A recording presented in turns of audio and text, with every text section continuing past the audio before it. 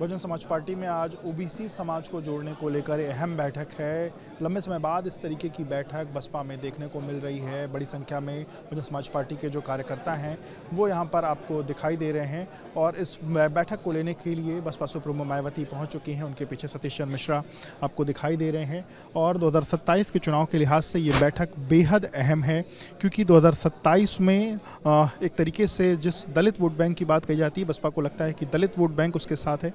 इसके साथ साथ अगर ओबीसी समाज उसके साथ जुड़ता है तो उसको बड़ी कहीं ना कहीं एक अच्छी सफलता जो है मिल सकती है। और इसी कड़ी में आज ओबीसी समाज को जोड़ने को लेकर के एक बड़ी बैठक आज बसपा कार्यालय में आयोजित हो रही है। और आपको बता दें कि बसपा ने अलग अलग समय पर अलग अलग वर्गों पर दांव लगाया है। 2007 में जब ब्राह्मणों के ऊपर दांव लगाया गया था उस वक्त बसपा सफल हुई थी।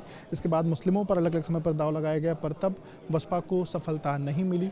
और अब जब हर तरफ लोग ओबीसी समाज को जोड़ने की बात कर रहे हैं, कोई पीडीए की बात कर रहा है, चाहे भाजपा और कांग्रेस की बात करें, अलग अलग ओबीसी समाज के लोगों को जोड़ने की बात करें, उसी कड़ी में अब बसपा भी आ गई है। और बसपा ने भी आज ओबीसी समाज को जोड़ने को लेकर एक बड़ी बैठक कर रही हैं। जो 75 जिलों से लोग, सभी कोऑर्डिनेटर्स यहाँ पर बुलाए गए और सबको आज अहम जिम्मेदारियाँ भी यहाँ से मिलने वाली हैं। आप लोग पीडीए की बात कर रहे हैं, भारतीय जनता पार्टी पिछड़ों को जोड़ने की बात कर रही है, कांग्रेस पार्टी पिछड़ों को जोड़ने की बात कर रही थी, पर अब अचानक से बसपा ने भी आज पिछड़ों को लेकर के एक बड़ी बैठक करी और पिछड़ों को जोड़ने के लिए कवायद शुरू करने की बात की। उसने आरोप लगाया कि चाहे सपा समाजवादी पार्टी हो, चाहे भाजपा हो, चाहे कांग्रेस हो, वहां पर पिछड़ों का कोई सम्मान नहीं हो सकता और उनका सम्मान सिर्फ बसपा के साथ हो सकता है। वो लोगों को 2027 के लिहाज से पिछड़ों को अपने साथ जोड़ना चाहती हैं। ये जो राजनीति बदली है बसपा की, इसको कैसे देखते हैं? देखिए, आदरणीय मायावती जी का जो जहाज़ है वो डूब गया। माननीय काशीराम जी के आंदोलन को जिंदा रखने के लिए भारत के महान समाजवादी नेता, युवा नेता माननीय अखिलेश यादव जी ने 19 में गठबंधन करके हमने जो जहाज़ था काशीराम जी का, वो हमने बचाने का काम किया। लेकिन बहन मायावती जी ने हमेशा कैसे समाजवादी पार्टी भारतीय जनता पार्टी के सामने कमज़ोर हो, इस बात को हमेशा भाजपा को आश्वस्त किया। और आज अनुसूचित वर्ग में इस बात की सबसे बड़ी चर्चा है कि पूरे उत्तर प्रदेश में उनके ऊपर हमले होते हैं। कोई दलित घुड़चढ़ी नहीं चढ़ सकता, पीएसी लगानी पड़ती है, ब्याह होती है। आदरणीय मायावती जी तो कहीं पे नहीं। एक नौजवान उनकी पार्टी में बोल रहा था बीजेपी आरएसएस के खिलाफ, केंद्र की सत्ता से टकराने का काम कर रहा था, दिल्ली से आदेश आया, उसको हटा दिया। तो जो पीडीए की लड़ाई है, पूरा पिछड़ा समाज हो या अनुसूचित वर्ग के लोग हों, दलित समाज के लोग, उनको ये मालूम है कि हमारे देश में एक नए काशीराम आए हैं, जो हमारे माननीय अखिलेश यादव जी हैं।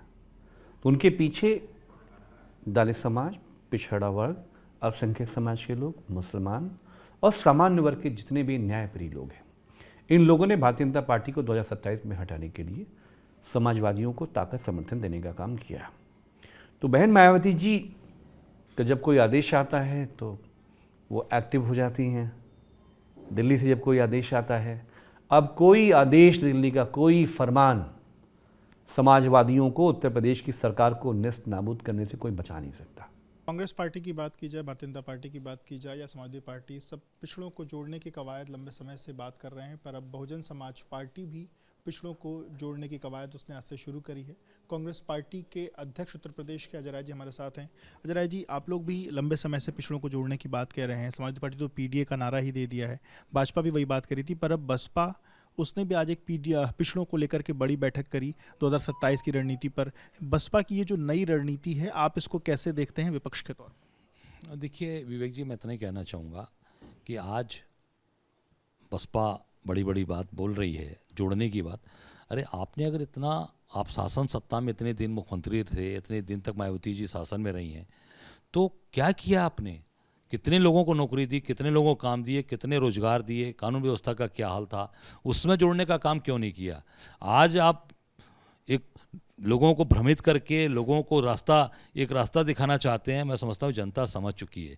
अभी एक पिछड़े जात के एक निषाद समाज के साथ अभी एक दुर्घटना घटी है, जो संजय निषाद ने, एक धर्मात्मा निषाद को प्रताड़ित किया, वो सुसाइड कर लेता है, उसके परिवार को न्याय नहीं मिल रहा है। हम लोग लगातार उठा रहे हैं, मैंने बात उठाई है। और उसका छोटा भाई जो है परमात्मा, उसके साथ हम लोग खड़े हैं, उसकी वाइफ अंजनी नाम है, उसके साथ खड़े हैं। जब कोई दुख की घड़ी में रहेगा उसके साथ हम लोग खड़े होंगे। जब उसकी ज़रूरत है कि न्याय कैसे मिलेगा, तब आज पिछड़ा समाज जुड़ेगा, तब आपके साथ लोग आएंगे। आज जोड़ने के समय केवल और केवल फार्मूला लागू करके अब जनता समझ चुकी है, जनता हक और अधिकार पे, और जो उसके साथ खड़ा रहेगा उसको जनता उसके साथ खड़ी रहेगी। और केवल बड़ी बड़ी बात करने से अब जनता वोट देने वाली नहीं है। बसपा सुप्रीमो का कहना है कि चाहे जो भी राजनीतिक दल हैं उन्होंने पिछड़ों के साथ कभी न्याय नहीं किया, और पिछड़े जब बसपा के साथ जुड़ेंगे तभी उनका जो न्याय उनको मिल पाएगा, न्याय उनका सुरक्षित हो पाएगा। क्यों, बसपा के साथ तो बहुत बड़ा पिछड़ा वर्ग जुड़ा हुआ था, बहुत बड़ा पिछड़ा वर्ग था। कोई ऐसी जात नहीं थी जो उनके साथ नहीं खड़ी रही है। उनको कहाँ न्याय दे पाई है?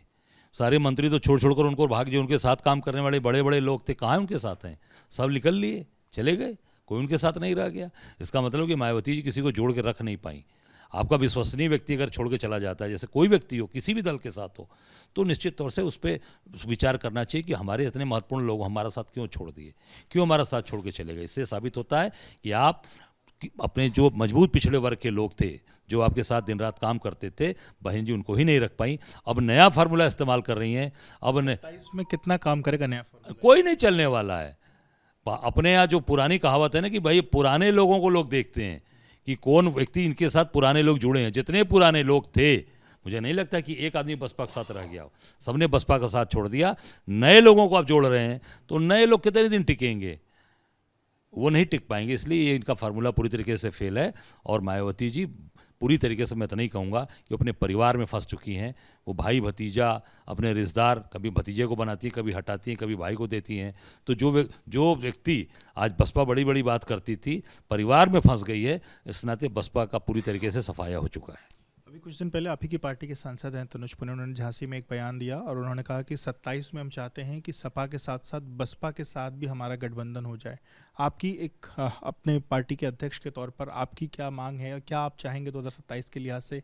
देखिए, हमारी तैयारी, मैं प्रदेश अध्यक्ष के तौर पे इतना कहना चाहूँगा कि हमारी जो संगठन सृजन का काम है हम कर रहे हैं। हम 403 विधानसभाओं पर अपने संगठन सृजन को लेके चल रहे हैं। बूथ स्तर से लेके जिले स्तर तक, प्रदेश स्तर तक हम संगठन को पूरी ताकत के साथ मजबूत करेंगे। उसके बाद देखा जाएगा कौन हमारे साथ आएगा, कौन नहीं आएगा, तब की बात तब देखेंगे। अभी हम संगठन को बूथ स्तर तक, गाँव स्तर तक ले जाएंगे। अभी का जो गठबंधन है वो जारी रहेगा सर? निश्चित तौर से निर्णय तो राष्ट्रीय नेतृत्व को करना है। हम पूरी ताकत से संगठन सृजन पे 403 विधानसभा अपना काम कर रहे हैं। बहुत शुक्रिया बात करने के लिए। तो आप अजय जी को सुन रहे थे, जिनका कहना है कि वो अपने 403 विधानसभाओं को लेकर के लगे हुए हैं, बाकी राष्ट्रीय नेतृत्व तय करेगा किसको क्या करना है। एक तरफ आप लोग पिछड़ों को जोड़ने की बात करते हैं, कांग्रेस पिछड़ों को जोड़ने की बात करती है, सपा ने तो पीडीए की रणनीति शुरू कर दी है। आज बसपा ने भी पिछड़ों को जोड़ने की कवायद शुरू करी है, एक बैठक करी जिसमें पिछड़े नेताओं को बुलाया गया, उनको जिम्मेदारी दी गई 2027 के लिहाज से। ये जो बसपा की नई रणनीति है, इसको आप राजनीतिक तौर पर कैसे देखते हैं, कितनी चुनौती मानते हैं 2027 के लिए अपने लिए? देखिए, बहुजन समाज पार्टी राजनीति में नए नए प्रयोग करके हताश और निराश होती रहती है, लेकिन अब उनकी विश्वसनीयता समाप्त हो गई है। किसी भी वर्ग विशेष की राजनीति करने के बजाय मुझे लगता है कि जो भाजपा की एकदम सीधी, एकदम साफ रणनीति है कि सबका साथ, सबका विकास और सबका विश्वास हो, जब तक हम सबको नहीं अपने साथ जोड़ेंगे तब तक समग्र समाज का विकास नहीं हो सकता। और मुझको लगता है कि राजनीतिक दलों को टुकड़ों में राजनीति करने के बजाय समग्र राजनीति का सहारा लेना चाहिए। बसपा ने कभी ब्राह्मणों का साथ पकड़ा, कभी मुसलमानों का। जब ब्राह्मणों के साथ उनको एक बार फायदा मिला, पर मुस्लिमों के साथ जब भी नहीं तब फायदा नहीं मिला। अब पिछड़ों को पकड़ा है उन्होंने, कितना फायदेमंद हो सकता है? नहीं, देखिए, समाज को जब कभी भी तोड़ कर राजनीति की जाएगी तो कभी भी वो राजनीति में सफलता नहीं मिलेगी। समाज को जोड़कर ही राजनीति करनी चाहिए, और भारतीय जनता पार्टी सभी को जोड़कर राजनीति करती है। इसीलिए भारतीय जनता पार्टी निरंतर आगे बढ़ रही है।